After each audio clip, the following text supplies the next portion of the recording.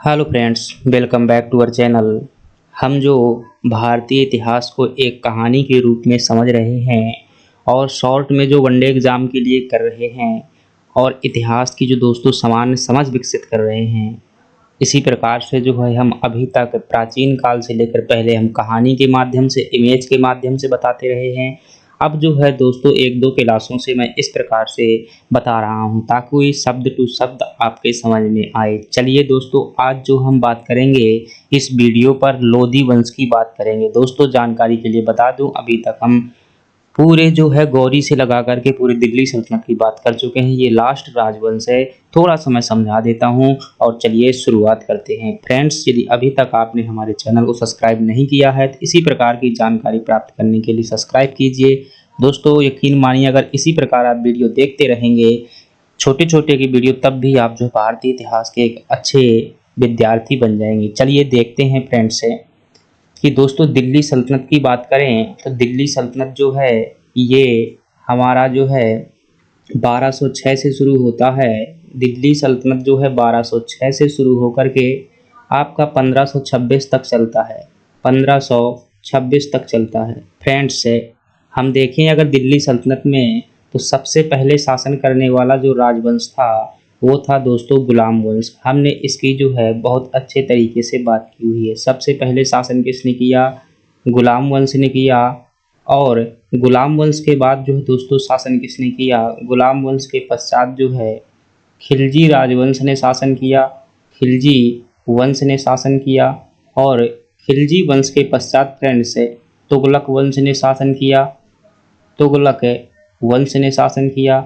और तुगलक वंश के पश्चात दोस्तों यहाँ पर जो है सैयद वंश ने शासन किया, क्योंकि तुगलक वंश के समय पर जो 1398 में तैमूरलंग का आक्रमण हुआ था उससे व्यवस्था जो है बहुत कमज़ोर हो गई थी और खिज्र खान ने शासन स्थापित कर लिया था।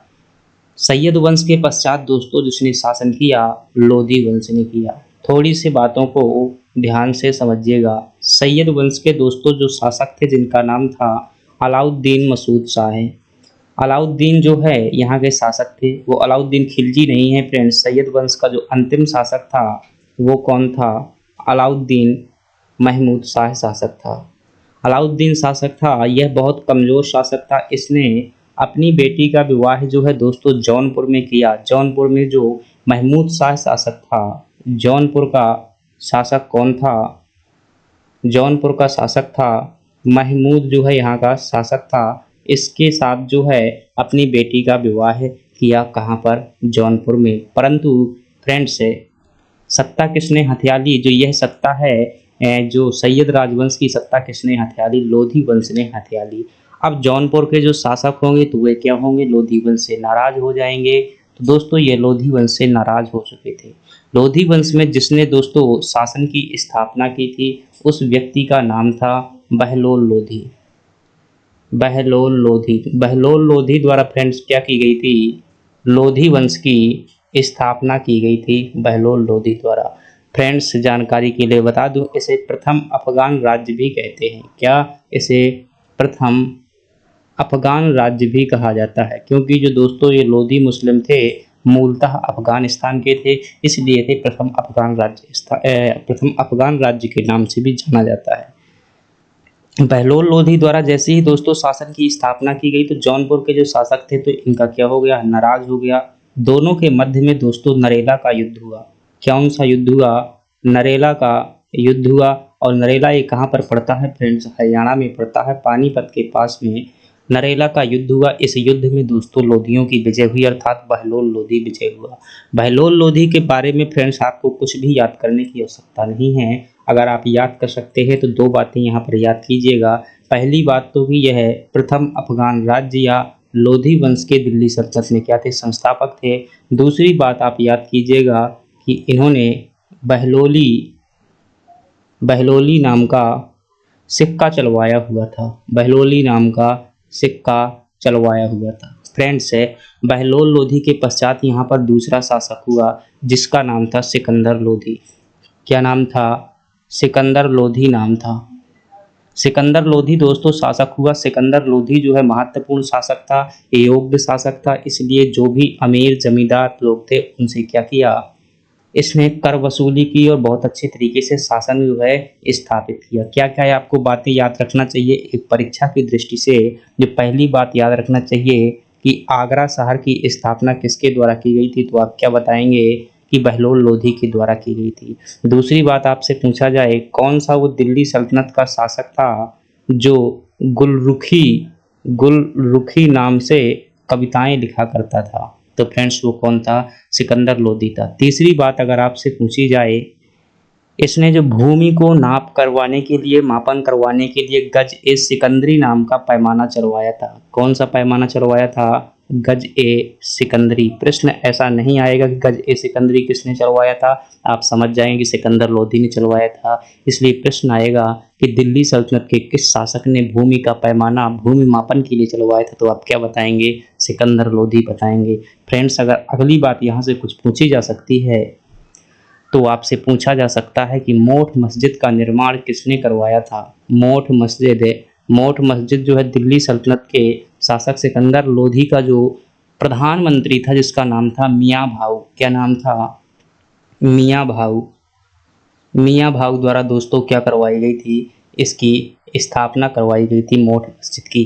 फ्रेंड्स दिल्ली सल्तनत का जो आपके पास में अंतिम शासक रहता है वो शासक कौन सा है फ्रेंड्स, इब्राहिम लोधी जो है दिल्ली सल्तनत का अंतिम शासक है और यह सिकंदर लोधी का पुत्र था। इब्राहिम लोधी शासक बनता है, सिकंदर लोधी का यह क्या था, पुत्र था। फ्रेंड्स इसके बारे में आपको क्या ध्यान रखना है, यह दोस्तों दिल्ली सल्तनत का जो था क्या था फ्रेंड्स, यह पूरी दिल्ली सल्तनत का जो है अंतिम शासक था। क्या था, पूरी की पूरी दिल्ली सल्तनत का यह अंतिम शासक था। इसके बाद जो है दिल्ली सल्तनत खत्म हो जाता है, मुगल राजवंश स्थापित हो जाता है।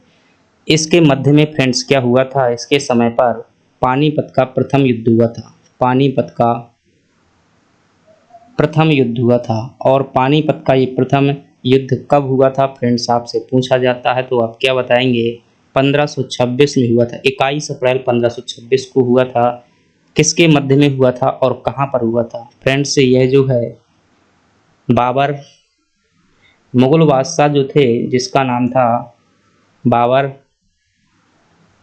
बाबर और इब्राहिम लोधी के मध्य में हुआ था।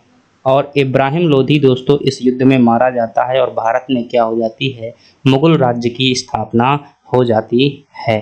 तो फ्रेंड्स आपसे यही प्रश्न पूछे जा सकते हैं।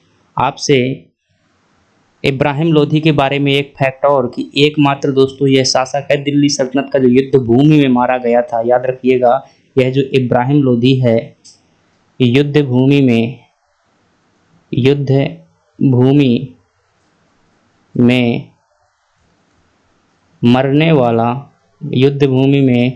मरने वाला शासक था ये। फ्रेंड्स दिल्ली सल्तनत के अंतर्गत कोई भी ऐसा शासक नहीं था। तो दोस्तों यह आपको कैसी लगी संक्षिप्त जानकारी, कमेंट बॉक्स में ज़रूर बताइएगा। अभी तक यदि चैनल को सब्सक्राइब नहीं किया है चैनल को सब्सक्राइब कीजिएगा। धन्यवाद, मिलते हैं अगले वीडियो पर।